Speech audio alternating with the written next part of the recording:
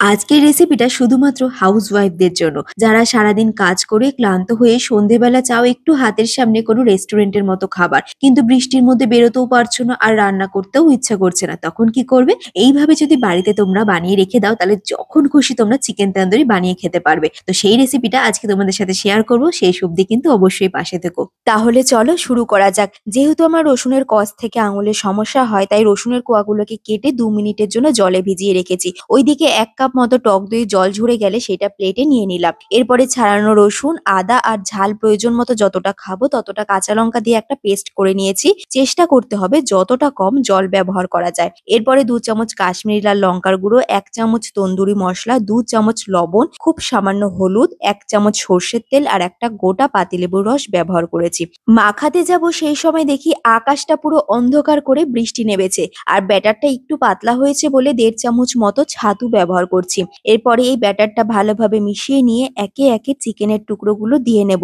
এরপরে চিকেনের চেরা জায়গাগুলোতেও ভালোভাবে মশলা মাখিয়ে নেব। এরপরে আর কিন্তু কোনো কাজ নেই। টিফিন বাটি করে তোমরা ফ্রিজে রেখে দিতে পারো, 2 দিনের জন্য অনায়াসে এটা ফ্রিজে ভালো থাকবে। এবারে একটা দিন পরে ফিরে আসলাম। চিকেনটা ফ্রিজ থেকে 1 ঘন্টা আগে বার করে রেখেছিলাম, যাতে আর কি চিকেনটা নর্মাল টেম্পারেচারে চলে আসতে পারে। আজকে প্রথমবার আমরা এয়ার ফ্রায়ারে চিকেন তন্দুরি রান্না করব। দেখা যাক সেটা কেমন রেজাল্ট হয়, তোমাদের সাথে অবশ্যই শেয়ার করব।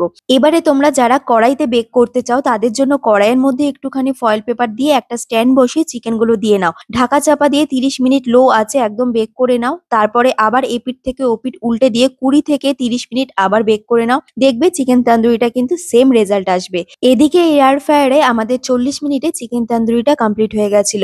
উপরে কালো দেখে তো আমি ভয় পেয়ে গেছিলাম, কি জানি পুড়ে গেল কিনা, কিন্তু খুলতেই ভেতরটা যেমন নরম তেমন জুসি। তাহলে শেষ অবধি কি বুঝলে? এই বর্ষার সন্ধ্যায় তুমি আর তোমার গুণধর পতিদেব দুজনেই খুশি। খা খা, খেয়ে দেখ, আমি কিছু বলবো না।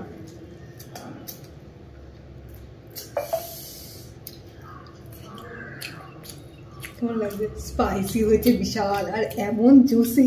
মাইক্রোওভেন থেকে ভালো, মাইক্রোওভেনের থেকে অনেকটা ভালো। তাহলে এবার সন্ধ্যেবেলাটা তোমরা ফ্যামিলির সাথে চিল করো, আর ভিডিওটা কেমন লাগলো জানাতে কিন্তু ভুলো না। Tata, bye bye.